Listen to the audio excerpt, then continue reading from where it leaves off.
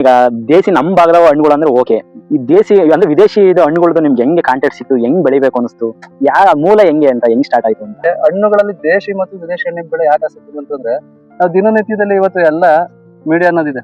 ಅವಾಗ ಯಾವ್ದು ಇರ್ಲಿಲ್ಲ, ಕೀಪ್ಯಾಡ್ ಸೆಟ್ಗಳಿದ್ದು. ಒಂದ್ 10 ವರ್ಷದಿಂದ ನೀವು ಹಿಂದೆ ಹೋದಾಗ ಬರೀ ಕೀಪ್ಯಾಡ್ ಸೆಟ್ಗಳು ಅಷ್ಟೇ ಇದ್ದಿದ್ದು. ಇವಾಗ ನಾ ಕೇರಳ ಹೋಗ್ತಾ ಇದ್ದೆ, ಆ ಕೇರಳದಲ್ಲಿ ವಿಚಿತ್ರವಾದ ಹಣ್ಣುಗಳು ನಾವು ನೋಡೇ ಇಲ್ಲ. ಈ ಟಿವಿಲಿ ಬಂದ್ರೆ ಇವಾಗ ಯೂಟ್ಯೂಬ್ ಅಲ್ಲಿ ಓಪನ್ ಮಾಡಿದ್ರೆ ಹಣ್ಣು ಸಿಗುತ್ತೆ, ನಾವು ನೋಡ್ತೀವಿ ಅಷ್ಟೇ, ಅದನ್ನ ಸವಿಯಕ್ಕಾಗಲ್ವಲ್ಲ. ಹೌದು, ಅದನ್ನ ಕೊಡ್ಬೇಕು ತರ್ಬೇಕು ಅಂತಂದ್ರೆ ನೀವೆಲ್ಲ ಫಾರಿನ್ ಹೋಗ್ಬೇಕು. ಹೌದು, ಇರುತ್ತೆ ಬೆಂಗಳೂರಲ್ಲ ಇವಾಗ ಸಿಗ್ತಾ ಇದೆ. ಅದನ್ನ ಯಾಕೆ ನಾನ್ ಮಾಡ್ಬಾರ್ದು ಅನ್ನೋದನ್ನ ಮನ್ಸಲ್ಲಿ ಬಂತು.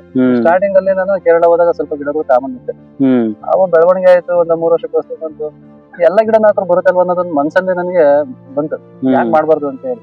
ಚಕ್ಕೆ ಗಿಡ ಇದು ಚಕ್ಕೆ ಗಿಡ. ನಿಮ್ಗೆ ಎಲೆಗಳು ಬಂದಿದ್ದು ಚಕ್ಕೆ ಅಂದ್ರೆ ಯಾವ ರೀತಿ ಅಂತ ಕಂಡುಹಿಡಿಯೋದಕ್ಕೆ ಈ ಇದನ್ನ ತುದಿನ ತಿಂದ್ರು ಒಂದ್ಸಲ ಕಡಿರಿ, ಹಾಗಿರಿ ಸ್ವೀಟ್ನೆಸ್ ಬರ್ಬೇಕು. ಸ್ವೀಟ್ ಇದೆ. ಆಮೇಲೆ ಸಾಂಬಾರ್ ಪದಾರ್ಥ ಸ್ಮೆಲ್ ಏನಾದ್ರು ಆಗುತ್ತಾ? ಆಗ್ತಾ ಇದೆ. ಈ ಎಲೆಗಳು ಬಂದು ನಿಮ್ಗೆ ಪಲಾವಲ್ ಬಳಸ್ತೀರಾ, ರೈಸ್ ಬಾತಲ್ಲಿ ಬಳಸ್ತೀರಾ, ಬಿರಿಯಾನಿ. ಇದರಲ್ಲಿ ಒಂದ್ ಹುಡುಕವ್ರು ಒಂದ್ 2-3 ವೆರೈಟಿ ಸಿಗುತ್ತೆ.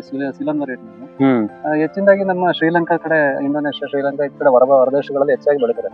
ನಮ್ಮ ಭಾರತದಲ್ಲಿ, ಅದರಲ್ಲೂ ಕರ್ನಾಟಕದಲ್ಲಿ ಪ್ರತಿಯೊಬ್ಬ ರೈತ ತನಗೆ ಎಲ್ಲೂ ಅಂಗಡಿಗಳಲ್ಲಿ ಇರ್ಬೋದು, ಮಾರ್ಕೆಟ್ ಅಲ್ಲಿ ಇರ್ಬೋದು, ಕೊಂಡ್ಕೊಳ್ಳೋ ಪರಿಸ್ಥಿತಿ ತನ್ಕೊಂಬಾರ್ದು. ಇವಾಗ ನಿಮ್ಗೆ ಚಕ್ಕೆ ಗಿಡ ಹಾಕೋದ್ರೆ ನಿಮ್ಗೆ ಲಾಸ್ ಇಲ್ಲ, ಯಾಕೆಂತ ತಿಳ್ಕೊಂಡ್ಬಿಡ್ರಿ, ಎಲೆಗಳನ್ನ ನೀವು ಮಾರಾಟ ಮಾಡ್ಬೋದು. ಮತ್ತೆ ಎಲೆ ಇಟ್ಬಿಟ್ಟು 5 ರೂಪಾಯಿ ಕೊಟ್ರೆ ನಿಮ್ಗೆ ಏನು ನಷ್ಟ ಇಲ್ಲ. ಅದೊಂದು ಉದ್ಯಮ ಆಯ್ತು ನಿಮ್ಗೆ. ನೋಡ್ರಿ, ಒಂದು ಗಿಡದಲ್ಲಿ 4 ಪ್ರಯೋಜನ. ಒಂದು ಎಲೆ, ಒಂದು ಹೂವ, ಒಂದು ಚಕ್ಕೆ. ನೆಕ್ಸ್ಟ್ ಬಂದ್ರೆ ನಿಮ್ಗೆ ಇಲ್ಲೆಲ್ಲ ಗಿಡ ಹುಟ್ಟಿದ ನೋಡ್ರಿ. ಅಂದ್ರೆ ಇದ್ರದೇ ಗಿಡಗಳು, ಅದು ಮೇ ಬಿ ಬೀಜಗಳು ಬಿದ್ದೆ ಇದಾಗಿರ್ಬೇಕು ಅನ್ಸುತ್ತೆ. ಇವಾಗ ಗಿಡನ ಮಾರಾಟ ಮಾಡ್ಕೊಂಡ್ರ, ಒಂದು ಗಿಡದಲ್ಲಿ ಅದ್ರಲ್ಲ 4 ಪ್ರಯೋಜನ ಇರೋದು ಹೇಳಪ್ಪ.